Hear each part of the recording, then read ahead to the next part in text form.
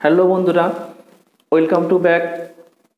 আজ আমি তিনটি সংখ্যার গড় নির্ণয়ের অ্যালগরিদম ফ্লোচার্ট এবং সি প্রোগ্রাম দেখাবো। বিগত ক্লাসে আমরা দেখেছিলাম আমাদের ফার্স্ট সি প্রোগ্রাম দুটি সংখ্যার যোগফল নির্ণয়ের জন্য কি করে সি কোডিং করতে হয়। তা আজ আমরা শিখব তিনটি সংখ্যার অ্যাভারেজ বা গড় নির্ণয়ের সি প্রোগ্রাম। তো প্রিয় বন্ধুরা, আমি আগেও বলেছি যে আমাদের প্রত্যেকটা ক্লাস যদি একটু সিরিয়ালে দেখো তাহলে আমাদের সি প্রোগ্রামের প্রত্যেকটা অংশ তোমাদের ক্লিয়ার থাকবে এবং বোর্ডে যে কোনো টাইপের সৃজনশীলের 100% উত্তর করতে পারবে। তা আজ আমি তুলব তিনটি সংখ্যার অ্যাভারেজ নির্ণয়ের অ্যালগরিদম ও ফ্লোচার্ট। অ্যালগরিদম অংশে ফার্স্টে দেখো আমরা নাম্বার 1 যেটা করব, যেহেতু তিনটা সংখ্যার যোগফল নির্ণয় করব তারপরে তার অ্যাভারেজ করব। আমরা জানি যে অ্যাভারেজ নির্ণয় করতে গেলে আগে তাকে কি করতে হয়, যোগ করতে হয়। যেমন তিনটা সংখ্যা যদি হয় এ বি সি, তাহলে কি করতে হয়, আগে তাকে যোগ করতে হয়। যোগফল সমান কত, A plus B plus C. তারপর তিনটা সংখ্যা কি করতে হয়, 3 দিয়ে ভাগ করতে হয়। তাহলে এস সমান কত, A plus B plus C by কত 3, অথবা লেখা যেত অ্যাভারেজ এ ভি জি সমান এস বাই কত 3 অ্যাভারেজ। অ্যাভারেজের প্রথম 3 অক্ষর দিলেই চলবে। তাহলে এই সূত্র, তারপরে আমরা এই সূত্র ব্যবহার করে আমরা কি করব, গড় নির্ণয় করব। কিংবা আমরা যদি সরাসরি এটা লিখি সেক্ষেত্রেও আমাদের অ্যাভারেজ নির্ণয় হবে, অথবা এটা করে এস করে তারপরে এস বাই 3ও করতে পারি। ওকে,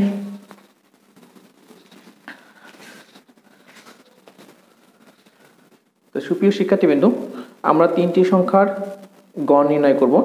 তা গড় নির্ণয় করার জন্য আমাদের ফার্স্ট লিখবো হচ্ছে অ্যালগরিদম। তাহলে ফার্স্ট কি করব, আমরা শুরু 2 নম্বরে কি করব, যেহেতু তিনটা সংখ্যা নিয়ে কাজ করব, তিনটি সংখ্যা ইনপুট নেই, তিনটি সংখ্যা ইনপুট নেই।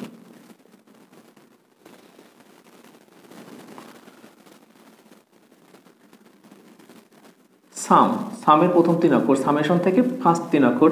সামেশন সমান কত, এ প্লাস সংখ্যা তিনটি। এখানে আরেকটা কথা, একটু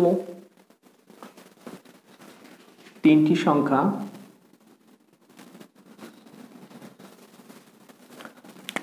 সংখ্যা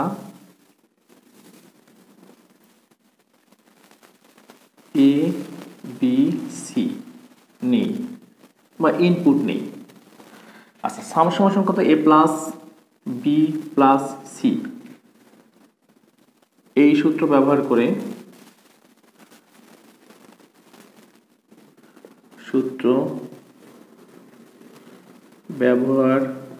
করে যোগফল নির্ণয় করি।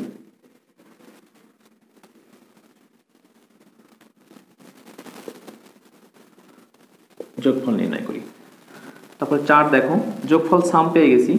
তারপর অ্যাভারেজ এ ভি জি সমান কত, এই সাম বাই 3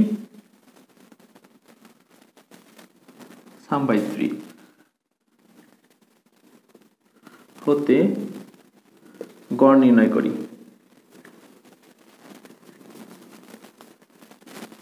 আমরা সরাসরি শুধুমাত্র সবই বাংলায় লিখতে পারতাম, তা আমরা সূত্রগুলো একটু হিন্টস দিয়ে রাখছি।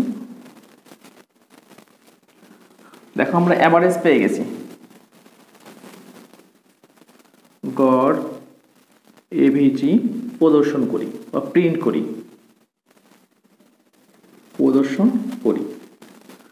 এরপর 6 হচ্ছে কি, প্রোগ্রাম শেষ করি।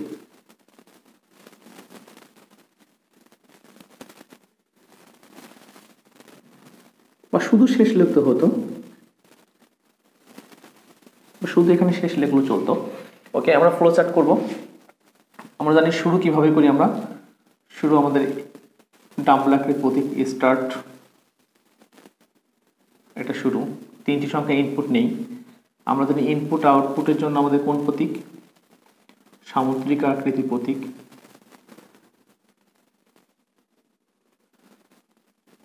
ইনপুট এ বি সি, এরপর প্রসেসিং বক্সে কি হবে,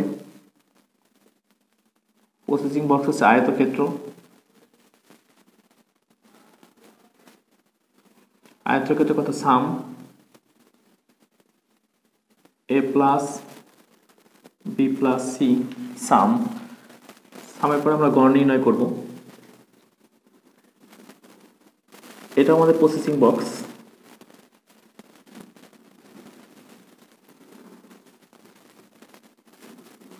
এভারেজ সমান সমান কত, সাম by 3 average.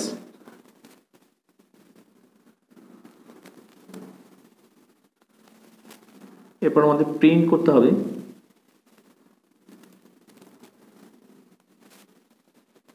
Print average AVG, এটা আমরা প্রিন্ট করব। এবার প্রোগ্রাম শেষ করব। আবার ডাবল আকৃতির ইন্ট।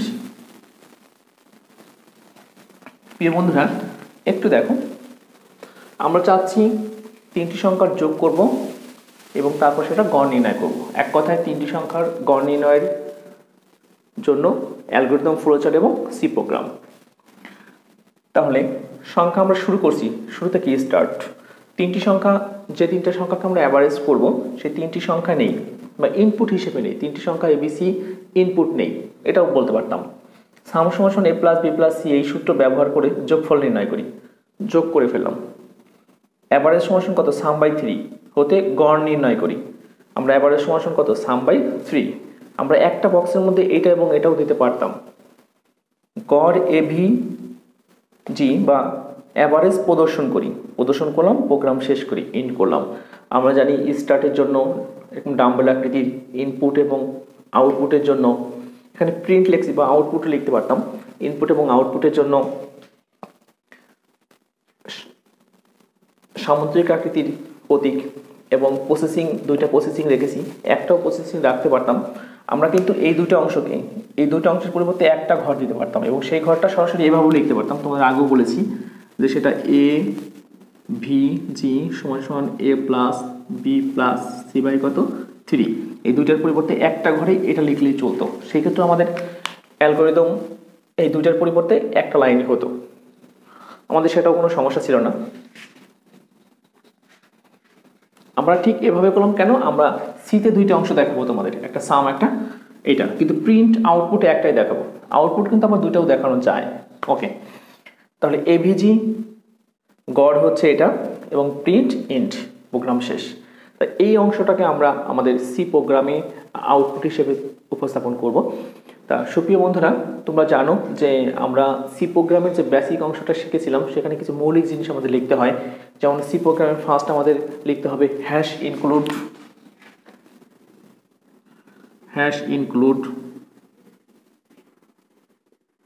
stdio.h, এরপর কি int মেইন, তারপর ফার্স্ট ব্র্যাকেট শেষ, এরপর সেকেন্ড ব্র্যাকেট। কারণ আমাদের এই মেইন অর্থাৎ এই কিওয়ার্ডটা সেকেন্ড ব্র্যাকেট থেকে শুরু হয়। অর্থাৎ আমাদের সি প্রোগ্রামটা কিন্তু এখন রান করবে, রান করার জন্য যা যা জিনিস দরকার সেটা আমাদের দরকার। তা আমরা যে কাজগুলো ভেতরে নিয়ে কাজ করব তাদেরকে এখানে বর্ণনা করতে হবে, তাদের ধরনটা বর্ণনা করতে হবে। ধরন হচ্ছে সেটা হতে পারে ডাবল সংখ্যা, হতে পারে ইন্টিজার, হতে পারে ভগ্নাংশ সংখ্যা, যে টাইপের হতে পারে নর্মালি টেক্সট, যাই হোক সেটাকে আমাদের এখানে বর্ণনা করে তাদেরকে ভিতরে কাজ করব। তাহলে এখানে আমরা দেখো এখানে কয়টা জিনিস নিয়ে কাজ করব, একটু ভালো করে দেখো। একটা আছে কত এ, একটা কত এ, আর একটা কত বি, আর একটা কত সি, এবং তাদেরকে যোগ করব। যোগ করলে কত হবে, সাম। ওকে, আবার দেখো তিনটে সংখ্যা যখন এখানে যোগ করছি, এ ভিজি করছি, তখন সাম বাই 3। এটা কিন্তু একটা, এই যে অ্যাভারেজ গড় কিন্তু একটা ভগ্নাংশ সংখ্যাও হতে পারে, এই জন্য এটা হবে কি ফ্লোট। তার মানে এটা কিন্তু integer number. A B C তিনটা কি 2 4 5 10 50 100 200 500 সবই কি ইন্টিজার নাম্বার। বাট এই অ্যাভারেজ যখন 3 দিয়ে ভাগ করব তখন কিন্তু আমাদের সেটা ইন্টিজারও হতে পারে, ফ্লোট ভগ্নাংশ হতে পারে। তখন কিন্তু আমাদের দুইটা ফরম্যাট চলে আসছে। এই জন্য দুইটা ফরম্যাটকে আমাদের কি করতে হবে, বর্ণনা করতে হবে। দেখো সামের ক্ষেত্রে হচ্ছে ইন্টিজার নাম্বার, কিন্তু অ্যাভারেজের ক্ষেত্রে কি ফ্লোট নাম্বার। আবারও বলছি, অ্যাভারেজের ক্ষেত্রে কি নাম্বার, ফ্লোটিং নাম্বার। ওকে, তাহলে এইবার দেখো আমরা এটা দেখে দেখে এটা করবো, কিন্তু একদম কপি করবো এটা। তাহলে এই তিনটার জন্য কি করব, ইন্টিজার নাম্বার আইএনটি, তিনটা হচ্ছে ইন্টিজার নাম্বার। কে কে, একটা হচ্ছে এ, একটা বি, একটা সি, তিনটা যোগ করলে একটা আরেকটা ইন্টিজার নাম্বার হবে, তার নাম কি সাম। এইখান থেকে কিন্তু আমাদের সেমিকোলন শুরু। আবার আমি বলছি, ঠিক এই লাইনটার জন্য ইনপুট প্রসেসিং শুরু হবে। কয়টা জিনিস সেখানে ছিল, একটা, দুইটা, তিনটা, চারটা জিনিস, তিনটা ইনপুট, একটা আউটপুট হবে। আউটপুট মূল উত্তর না, কারণ আমরা যোগফল চাচ্ছি না, আমরা চাচ্ছি কি অ্যাভারেজ, এটা আমাদের আউটপুট। তাহলে এখানে কিন্তু তিনটা ইন্টিজার এ বি সি, 2 4 5 10 50 যে সংখ্যাই হোক এটা ইন্টিজার এ বি সি, এবং এই সংখ্যাগুলোকে যোগ করলেও সেটা যেটা হবে সাম, সেটাও ইন্টিজার, কারণ 5 যোগ 10 15, 50 যোগ 15 65, এগুলো সবই কি ইন্টিজার নাম্বার। বাট তিনটা সংখ্যাকে ভাগ করলে কিন্তু ইন্টিজারও হতে পারে, আবার ফ্লোটিং নাম্বারও ভগ্নাংশ হতে পারে, সেটা কিন্তু তখন কিন্তু অ্যাভারেজ হয়ে যাবে কি ফ্লোটিং গণনা করতে হবে। তাহলে এই জন্য আমরা লিখবো এখানে FLOAT, ফ্লোট কত AVG, কারণ অ্যাভারেজটা আমাদের কি হবে ফ্লোটিং হবে। ফ্লোটিং এখানে দিলে সুবিধা হচ্ছে, ফ্লোটিং দিলে ইন্টিজারও আসবে আউটপুটে, উত্তরে ফ্লোটিংও আসবে। কিন্তু এখানে যদি আইএনটি এইটুকু দিয়ে রাখতাম, কিংবা এখানে আইএনটি এভিজি দিতাম, তাহলে কিন্তু ফ্লোটিং হলে উত্তর 0 0 0 0 দেখাতো। ওকে, আমাদের ভেরিয়েবল কিবোর্ড থেকে আমরা নিয়ে নিছি, এবং কতগুলো ভেরিয়েবল বা চলক নিয়ে বর্ণনা করবো সেটা আমরা বলে দিছি। কি কি ইনপুট এ বি সি, তিনটাকে যোগ করলে যেটা হবে সাম, এবং প্রত্যেকটাই হবে ইন্টিজার। কিন্তু এই সামকে যখন 3 দিয়ে ভাগ করব, সেটা ইন্টিজার হতে পারে নাও পারে, আমরা ধরে নিয়েছি যে সেটা ফ্লোট হবে, আবার ইন্টিজারও হতে পারে। সেই সমাধানের জন্য আমরা কি ফ্লোট এভিজি, ফ্লোট লিখলে আমরা যদি ইন্টিজার হলেও আউটপুট পাবো, ফ্লোট হলেও আউটপুট পাবো। ওকে, তাহলে পূর্ণ সংখ্যা এবং ভগ্নাংশ সংখ্যা দুইটার জন্য কি ফ্লোট এভিজি। ওকে, আমাদের মান কি কি ভেরিয়েবল নেব সেটা বর্ণনা শেষ। এখন এই মানগুলো আমরা কিবোর্ড থেকে নিয়ে নেব, কি দিয়ে, স্ক্যানএফ দিয়ে চেয়ে নেব। Scanf, SCAN, scanf. আমরা জানি স্ক্যানএফ ব্যবহার করলে অবশ্যই কি ইনভার্টেড কমা দিতে হবে। দেখো স্ক্যানএফের মধ্যে কে আসবে, এ বি সি। স্ক্যানএফ হচ্ছে কিবোর্ড থেকে যাকে নেই শুধু সেই মানটাই আসে, কিবোর্ড থেকে যাকে নেই শুধু সেই মানটা। কিবোর্ড থেকে এ বি সি নিছি, সামকে নেইনি, কেন, সাম হচ্ছে প্রসেস হয়েছে যোগের পর। এই যে ইনপুট হচ্ছে এটা স্ক্যানএফ, এটার জন্য এটা স্ক্যানএফ, আর এটা হচ্ছে প্রসেস বক্স। তাহলে স্ক্যানএফে কত হবে, তিনটা মান এ বি সি, তার জন্য কত, পূর্ণ সংখ্যার জন্য কি হয় percentage D, percentage D, percentage D. Okay, আমাদের ইনভার্টেড কমা শেষ। এটার জন্য কত, কমা দিয়ে এম% এ, এম% বি, এম% সি। আমরা আগেই বলেছি যে এই প্রত্যেকটা ফরম্যাট স্পেসিফায়ারের জন্য চলকগুলো উল্লেখ করতে হবে। প্রথমটার জন্য এইটা, এটার জন্য এইটা, এটার জন্য এইটা। ফরম্যাট স্পেসিফায়ার এই ইনভার্টেড কমার মাঝে কোনো কমা হবে না, এরপরে প্রত্যেকটার জন্য কমা হবে। এটার সঙ্গে এর রিলেশন কমা, এর সঙ্গে এর রিলেশন কমা, এর সঙ্গে এর রিলেশন কমা, শেষে সেমিকোলন। ওকে, তাহলে কিন্তু আমাদের স্ক্যানএফ আমরা বর্ণনা করে ফেলছি। এখন আমরা কি করব, স্ক্যানএফের পরেই কিন্তু চলে আসছি কোথায়, এই যে সাম, এখন আমরা প্রসেসিং করব। সাম, সাম সমান কত, A plus B plus C, সামের কাজ শেষ। এরপর কত, এভিজি, প্রসেস আমাদের আরেকটা বক্স। এই যে দেখো, একটা সামান্তরিক, একটা সামান্তরিক, দুইটা প্রসেসিং, একটা প্রসেসিং শেষ করছে, আরেকটা প্রসেসিং হবে। অ্যাভারেজ এভিজি সমান কত, এখানে একটা কথা আছে, এই অ্যাভারেজটা যে মানটা এখানে আসবে, সেই মানটা হতে পারে ইন্টিজার, হতে পারে ফ্লোট, হতে পারে ইন্টিজার, হতে পারে ফ্লোটিং, দুইটা পূর্ণ সংখ্যা হতে পারে ভগ্নাংশ। তাহলে যদি সে ভগ্নাংশ হয়, সেটাকে আমাদের এখানে বর্ণনা করতে হবে যে সেটা কি আসতে যাচ্ছে। আমরা সেই ক্ষেত্রে যদি ভগ্নাংশ হয়, তাহলে নেব ফ্লোট। ফ্লোট, ফ্লোটিং দিয়ে কি করব, এই যে আমাদের সূত্র সাম বাই 3। আমার একটু দেখো, আমাদের এভিজি যেটা, এবিসির পরে যে মানটা সেটা আমাদের ভগ্নাংশ হতে পারে, পূর্ণ সংখ্যাও হতে পারে, তো সেটাকে আমাদের ডিক্লেয়ার বর্ণনায় রাখতে হবে। এই জন্য আমরা কী করলাম, অ্যাভারেজ সমান সমান এই অংশটা সবসময় পূর্ণ হবে, এই জন্য এটাকে এইভাবে রেখেছি, কিন্তু এই অংশটা ভগ্নাংশ হবে, এই জন্য সেটা বর্ণনা করতে হবে যে এটা ভগ্নাংশ মান আসতে পারে। এই জন্য ফ্লোট সাম বাই 3, আবার এই ফ্লোট গুণ সাম বাই 3ও দিতে পারতাম, একটা টান দিয়ে এটাকে উপরে দিয়ে। ওকে, তাহলে আমাদের কিন্তু প্রসেসিং এটা শেষ, এখন প্রিন্ট করব। তাহলে প্রিন্ট এফ,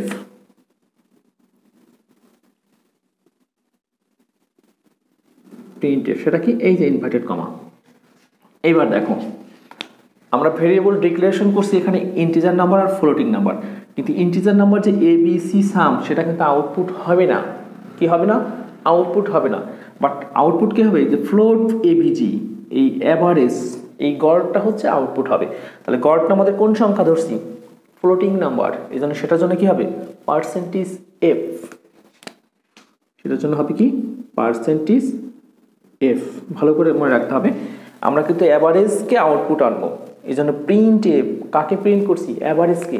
সে কোন সংখ্যা, সে আমরা ধরে নিয়েছি সেটা কোন সংখ্যা, ফ্লোটিং নাম্বার, ফ্লোটিং নাম্বার, এই জন্য কত, পার্সেন্টেজ এফ। আমরা যদি আউটপুটে এক্সট্রা কোনো কিছু না রাখতে চাই, আউটপুটের লাইনটাই তার কত, নিউ লাইন এন, এটা শেষ। এটা আবার কোন সংখ্যা, এই পার্সেন্টেজ এফ কার জন্য, যেমন এটা হলো এর জন্য, এটা বির জন্য, এটা সির জন্য। এই পার্সেন্টেজ কার জন্য, এই এ ভিজির জন্য, A B G, average, inverted comma, শেষ। আমরা কিন্তু প্রিন্ট করে ফেলছি। কি করে ফেলছি, প্রিন্ট হয়ে গেছে। এখন আমাদের return zero, return zero second bracket, এই যে ফাংশন, সরি প্রোগ্রাম শুরু হয়েছিল, প্রোগ্রাম শেষ করতে হবে। তাহলে রিটার্ন জিরো, রিটার্ন জিরো, তারপরে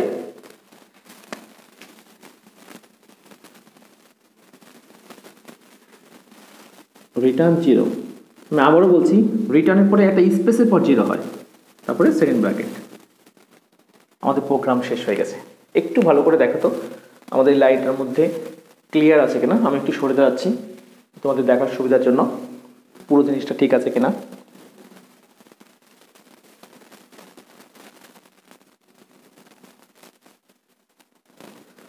ওকে, আশা করি এই অংশের মধ্যে আমাদের কোনো সমস্যা নেই।